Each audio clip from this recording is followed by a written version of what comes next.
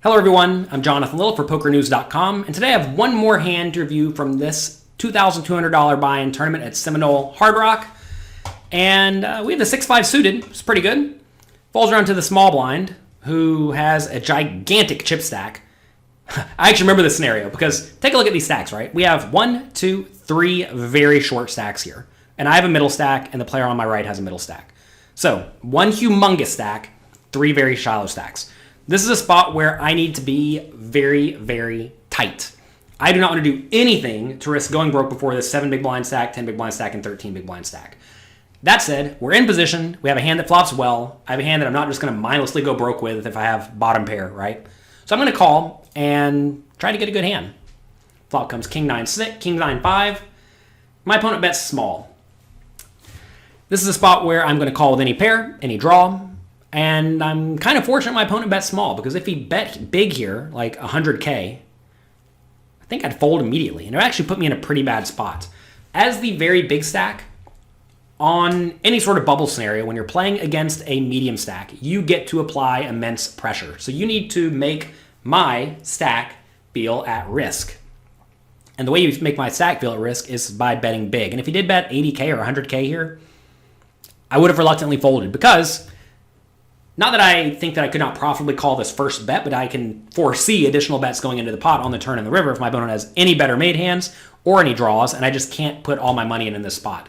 So right off the bat, I think my opponent's making a mistake betting 40K. Unless he plans on going 40, 100, all in very frequently, looking to go for a giant river bet to try to get me off of everything besides perhaps a king. Anyway, I'm going to call the small bet because it's basically like a check. Notice here, when my opponent bets 40K into this 115K pot, I only need to realize like 20-ish% equity in position, and it's not so hard to realize 20% equity in position. Turns to 9 and my opponent checks. Now, as the middle stack, I have a very, very clear check behind. I'm not going to do anything to get blown off this pot. I'm not worried about protecting my equity or anything like that. Let's just check it behind, try to get to the showdown, and win this 13 big blinds. Check, check on the turn. If the river's a blank and my opponent bets, I'm going to go ahead and call. This is a scenario where my opponent does have a lot of kings in his range, because he certainly has to worry about me having 9s. Obviously, I could have like every reasonable 9, right? I would not re-raise at pre-flop. I would always call it on the flop, whereas my opponent may not always bet his 9s on the flop. So the 9 is good for me, but I don't need to bet or get crazy or anything like that in this scenario, because I can just check it back and try to get to the showdown. River's an ace, and the opponent checks. Do I ever turn this hand into a bluff to try to get like pocket 10s to fold? I mean, no. The answer is just no. I do have some showdown value here, not a lot. I suppose if the opponent had like queen jack, maybe he could check down because he beat some draws himself, like queen jack or queen 10. If he had like pocket 3s, I guess he doesn't need to bet because he still beats those draws as well. So I do beat some hands at the showdown. If I bet, a king is probably just never folding, an ace is obviously never folding. So I don't think I need to bet in this scenario. So check, check. And we beat 8-7 of spades, which I think was very poorly played. Not just kind of poorly played, very poorly played. This is a spot where I think this 8-7 needs to, let's go back, bet way bigger on the flop to start with, 100K. When it does bet 40 though, and the turn's a 9, it's kind of rough. But now if you think about it, if I have a king, am I really just going to call it off facing a 100K turn bet and a jam on the river? Knowing the river's actually going to be kind of dirty a lot of the time, right? Like any diamonds, scary. Any queen jack 10 is kind of scary because small blind could have the gut shot. Any 8-7-6 is scary. 5 is scary, right? This is a spot where, yes, I do have the 9s in my range, but when the 9 comes, I'm less likely to have those. So I think this is a spot where he has a pretty clear triple barrel. And notice that if I do call and double up, yeah, that's unfortunate for him, but I'm going to have 60 big blinds in this same spot where I still have to be very nitty due to the presence of these 3 shallow stacks. So it's not actually the end of the world to double me up. Like, of the people he wants to double up, he doesn't want to double up the guy on his left. But it's not really the end of the world. And, like, if I did have a king here, I'm not actually sure I find a call. It's not like I'm afraid of being beat or anything, but it's like from a straight ICM, individual chip model point of view, I'm not in great shape. You have to make big folds in the spot when you have the clear medium stack. So anyway, when he checks the turn, I don't like it at all. And now on the river, I think this is also a very big mistake. Yes, I could have some aces, but notice, I'm probably going to re-raise ace-king and ace-queen pre-flop and just be okay getting it in. So that means I have ace jack at best. Notice if you bet bigger on the flop, it would have folded out ace jack, by the way. So if you bet bigger on the flop, he would not have to worry about that. So really, the ace would be a complete blank at that point, unless I have ace 9 or ace 5.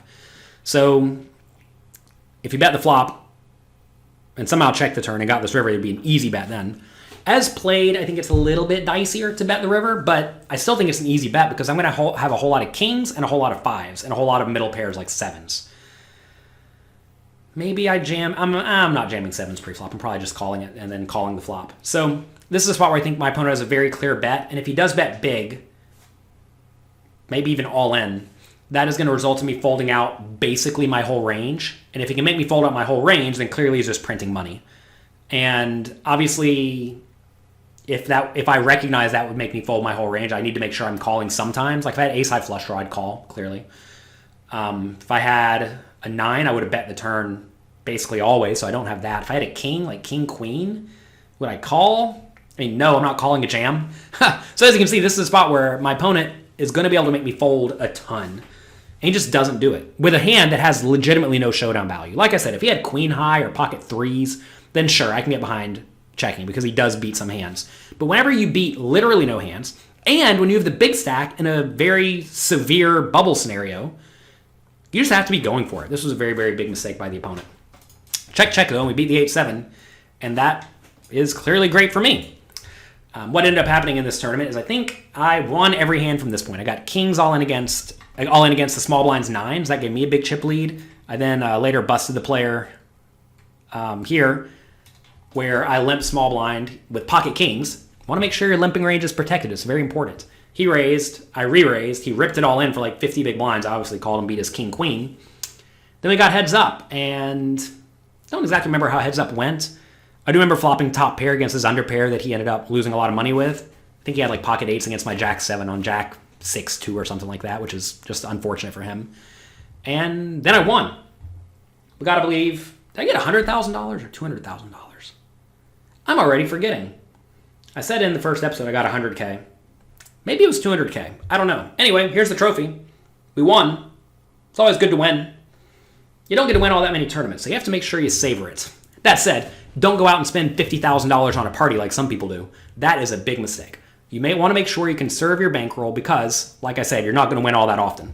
So keep a good bankroll because variants exist. If you want to learn about bankroll management, I have the Bankroll Bible available for you completely for free at pokercoaching.com. No, sorry. Pokercoaching.com is my training site. This is the blog post I have at jonathanlittlepoker.com/bankroll. I get a lot of bankroll questions, so I decided I'd put out a 20-page bankroll Bible for you. So that's going to be it for today.